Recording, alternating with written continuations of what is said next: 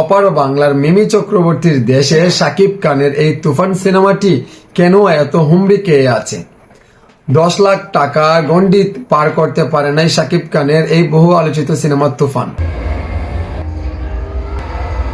টলিউডের জনপ্রিয় সুপারস্টার শাকিব খানের বহু আলোচিত সিনেমা তুফান। শাকিব খান বহু সিনেমা উপহার দিয়েছে দর্শককে, কিন্তু শাকিব খান এখন থেকে দেখে দেখে বছরে কিন্তু 2 থেকে 3টি সিনেমা নির্মাণ করছেন, এমনকি বিগ বাজেটের বিগ ধামাকা নিয়ে। শাকিব খানের এই তুফান সিনেমাটি 1 নম্বর স্থানে রয়েছে। এই তুফান দিয়ে সারা বাংলাদেশ কাঁপিয়ে কিন্তু অনেকটি দেশে মুক্তি পেয়েছে শাকিব খানের বহু আলোচিত সিনেমা তুফান। সব দেশে কিন্তু মোটামুটি ভালো ইনকাম করছে এই তুফান সিনেমাটি, এমনকি আলোচনাতেও আছে শাকিব খান।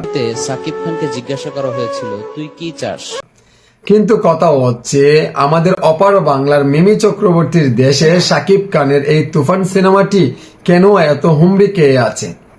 10 লাখ টাকা গণ্ডি পার করতে পারে নাই শাকিব খানের এই বহু আলোচিত সিনেমা তুফান।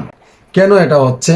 কারণ আমাদের মিমি চক্রবর্তী যে পারফরমেন্স গুলো করেছে বাংলাদেশের দর্শকরা দেখে কিন্তু অনেক অ্যাপ্রিসিয়েট করেছে, এমনকি ভালো বলেছে, অনেক কিছু মন্তব্য করেছে, গুড, ভালো। কিন্তু অপার বাংলার মিমি চক্রবর্তীর দেশে কেন ওনার সিনেমাটি চলে নাই? কেন ওনার কি ফেস ভ্যালু নেই সেই দেশে? অপার বাংলা থেকে বাংলাদেশে আইসা যদি এত জনপ্রিয়তা অর্জন করতে পারে, তাহলে নিজের দেশে কেন ওনার সিনেমাটি দেখতে আসে না দর্শক?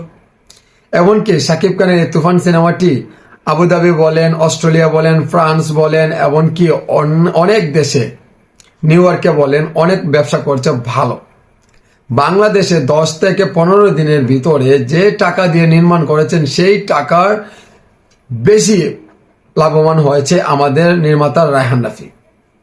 সো এটা কেন হচ্ছে আপনাদের কাছে আমি প্রশ্নটা রাখতে চাই, কারণ সোশ্যাল মিডিয়াতে আপনারা তো দেখতেই পারছেন ভারতে কিন্তু অনেক রিভিউ দিচ্ছে খারাপ, কিন্তু বাস্তব যেটা সেটাই বলবো। কারণ আমাকে যদি আপনারা এরকম কথাবার্তা বলেন বা নেগেটিভ ধরনের কথাবার্তা বলেন, তাহলে ডাজন্ট ম্যাটার, সেটা আমার কোনো মাইন্ড করার কোনো বিষয় নয়। কারণ যেটা সত্য, সাদাকে সাদা কালাকে কালা আমাকে বলতেই হবে, কারণ আমি একজন সাকিবিয়ান। আমাদের শাকিব খানকে নিয়ে আমরা পার্ট ফিল করি। এই পার্ট ফিল করার বিষয় থেকে আমার কথা হচ্ছে অপার বাংলার মিমি চক্রবর্তীর দেশে শাকিব খানের এই তুফান সিনেমাটি কেন চলে নাই, এমনকি মিমি চক্রবর্তীর সিনেমা কেন চলে নাই?